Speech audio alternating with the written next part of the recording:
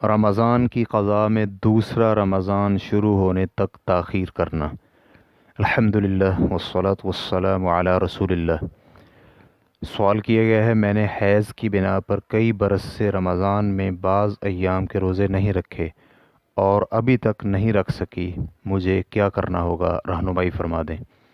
الجواب بعون الوہاب۔ علماء کرام اس پر متفق ہیں کہ جس نے بھی رمضان المبارک کے روزے نہ رکھے اس پر آئندہ رمضان آنے سے قبل روزوں کی قضا کرنا واجب ہے۔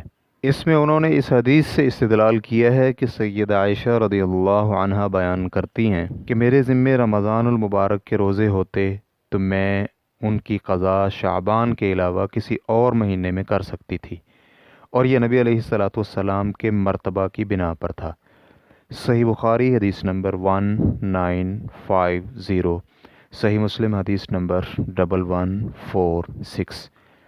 حافظ ابن حجر رحمہ اللہ کہتے ہیں، سیدہ عائشہ رضی اللہ عنہا کی شعبان میں حرص کی بنا پر یہ اخذ کیا جا سکتا ہے کہ رمضان کے روزوں کی قضا میں اتنی تاخیر کرنی جائز نہیں کہ دوسرا رمضان شروع ہو جائے، اور اگر کسی نے رمضان کی قضا میں اتنی تاخیر کر دی کہ دوسرا رمضان بھی شروع ہو گیا تو یہ دو حالتوں سے خالی نہیں۔ پہلی حالت، یہ تاخیر کسی عذر کی بنا پر ہو، مثلا اگر وہ مریض تھا اور دوسرا رمضان شروع ہونے تک وہ بیمار ہی رہا تو اس پر تاخیر کرنے میں کوئی گناہ نہیں، کیونکہ وہ معذور ہے اور اس کے ذمے قضا کے علاوہ کچھ نہیں، لہٰذا وہ ان ایام کی قضا کرے جو اس نے روزے ترک کیے تھے۔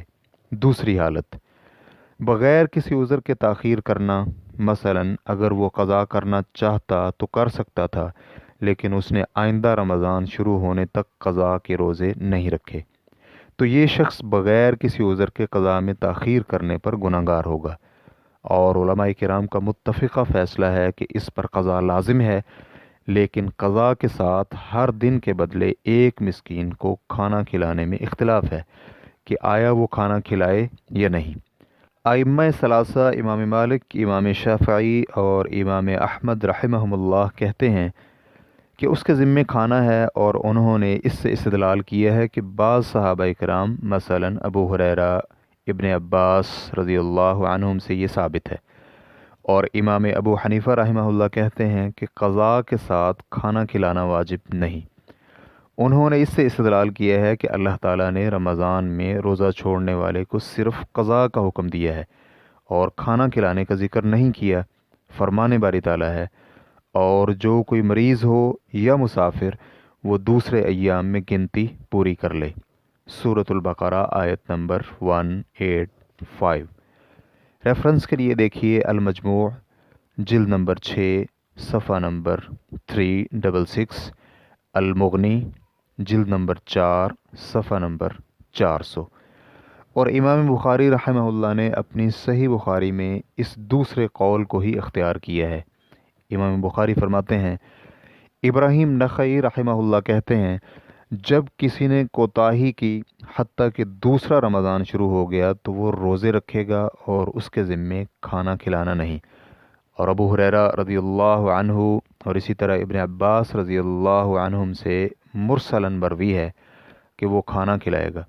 پھر امام بخاری رحمہ اللہ کہتے ہیں، اور اللہ تعالیٰ نے کھانا کھلانے کا ذکر نہیں کیا بلکہ یہ فرمایا ہے دوسرے ایام میں گنتی پوری کر لے۔